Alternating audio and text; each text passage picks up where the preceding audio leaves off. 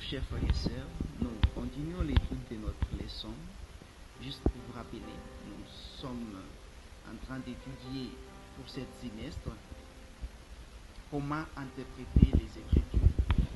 Et aujourd'hui, ou bien cette semaine, nous sommes dans la leçon numéro 11, la Bible et la prophétie. Et les versets à mémoriser se trouvent au niveau de Daniel chapitre 8, verset 14. Et il est écrit, et il me dit, 2300 soirs et matins, puis le sanctuaire sera purifié. Juste pour vous rappeler, la question centrale de notre leçon, c'est comment interpréter correctement la prophétie pour savoir quand la prophétie s'est effectivement réalisée. Et donc, dans la leçon de dimanche, on avait vu l'historicisme et la prophétie. La leçon de lundi, on avait vu les principes jour-année. La leçon de mardi, on a vu l'identité de la petite corne.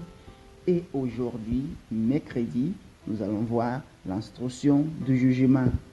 Et la leçon nous dit que le schéma prophétique étudié cette semaine a trouvé un soutien écrasant parmi les historicistes protestants depuis la Réforme.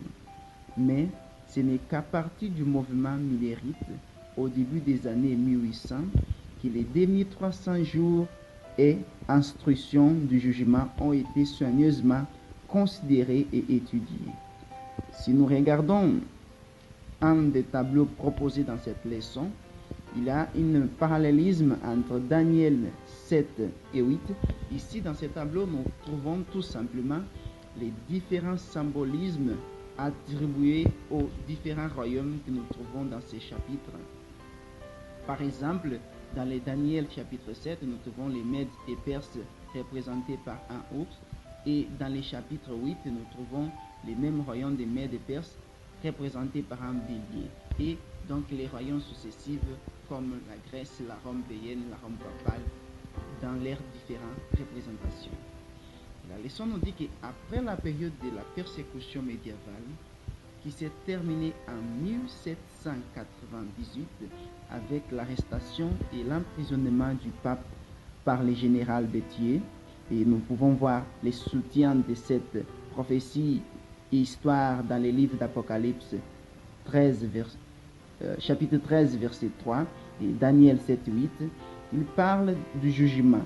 Les jugements doivent avoir lieu dans les ciels où les juges sont assis, et nous pouvons les voir à partir de Daniel chapitre 7, verset 10, et sur les nues des cieux qui arrive quelqu'un de semblable à un fils de l'homme. Il s'avança vers l'ancien des jours. Il s'agit d'une scène de jugement qui s'y produit après 1798 et avant la seconde venue de Jésus. Cette scène du jugement dans Daniel 7 est directement parallèle à la purification du sanctuaire dans le Daniel 8, verset 14, et il parle de la même chose. Selon Daniel 8, verset 14, le temps de cette purification du sanctuaire, qui est les jours d'expiation, est les 2300 soirs et matins au jour, avec les principes jour-année déjà étudiés. Les points de départ des 2300 ans s'y trouvent dans les Daniel 9, verset 24, dans lesquels les prophéties des 70 semaines ou bien 490 années est retranchée de la vision des 2300 jours. En effet, beaucoup d'érudites voient la prophétie des 2300 jours années de Daniel 8, verset 14, et la prophétie des 70 semaines de Daniel 9, 24 à 27 comme deux parties d'une prophétie. Les versets suivants dans la prophétie des 70 semaines, c'est-à-dire les versets 25 du chapitre 9 de Daniel, donnent le commencement de la période du temps.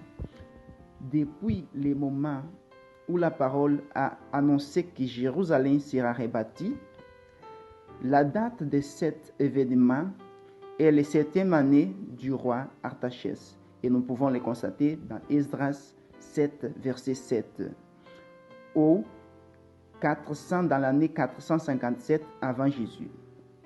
En comptant 2300 ans à partir de cette date de 457 avant Jésus-Christ, nous arrivons à 1844, qui vient quelques années après 1798 et avant la seconde venue de Jésus. C'est alors que Jésus entra dans les lieux très saints et commença son ministère d'intercession, de purification du sanctuaire céleste, comme nous l'allons voir dans les tableaux de la leçon de vendredi. Donc, cette leçon, comme tous les autres, nous donne une vue un peu particulière sur l'interprétation de la prophétie.